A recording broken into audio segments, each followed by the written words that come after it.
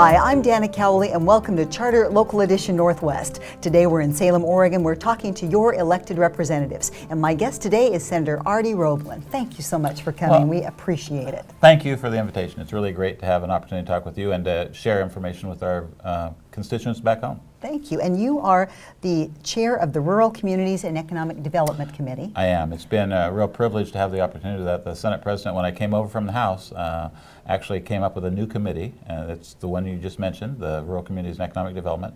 And it's been a real honor to be able to take and have conversations with my other senators from around the state on issues that really reside in the rural areas. And you only have about 30 days this session to get a lot done. What are you doing to try to help those rural areas that are struggling? These short sessions are really difficult, and mostly it's about fixing up little things that may have been a problem in the past. And you know, what we've asked for is people to come up with ideas that can be helpful to companies, because the reality is that it's companies that provide jobs, and it's those good companies in our communities that have been there for a long time that we want to support. And if they have ideas, we want them to send them to us. We had one idea that came from the big fires we had in Southern Oregon that had to do with are those landowners actually going to replant? I mean, there comes a point when you start to say, we can't keep having it burn up, right? So one of the bills was maybe we can give them a helping hand from the state if they replant, because that replanting helps all of us. It keeps the silt out of the river, it does other things, it puts people back to work. So we have that bill. It's in Ways and Means now, came out of our committee. But it's those kinds of things that we look at each session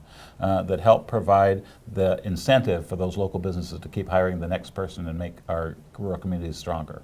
And what else are you working on to get completed before this is over? Well, we have a few bills left in the next couple days. One of them is an infrastructure bill, which is a really interesting idea. There's a Northwest Infrastructure Exchange, and our governor's been involved in it. It includes British Columbia, Washington, Oregon, California, and it's about how do we get private sector money and government money together to do projects we wouldn't have done otherwise. So we have places like in Douglas County where they're looking at doing a water project between a couple different water boards to get water to their communities. There's another project up in Multnomah County of the courthouse. There are other projects around the state and across states that we think it would be a great partnership, and we don't currently have the ability to do those kinds of partnerships. This is a bill patterned after some stuff that was up in British Columbia that they have done that gets both the local government, the state government, and private people all together to try to figure out if there's more investment that we can do, and therefore more jobs in the future.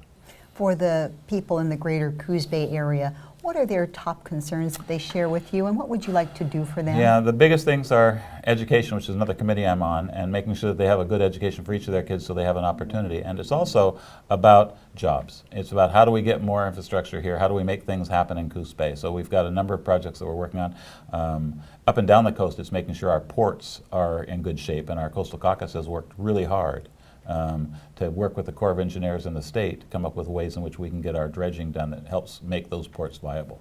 And we just have a few seconds left, but you touched on education and what will happen before this session is up on your end of that. We've done a couple bills already. One of them that I think was really important.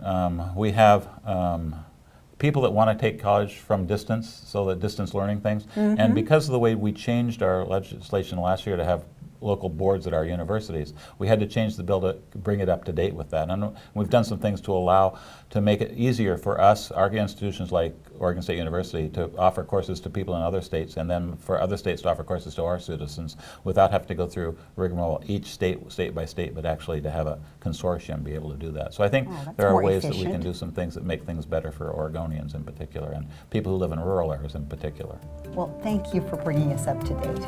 Thank you very much. It's really great to be here. This is Senator Arnie Roblan. I'm Dana Cowley. You're watching Charter Local Edition Northwest in Salem, Oregon.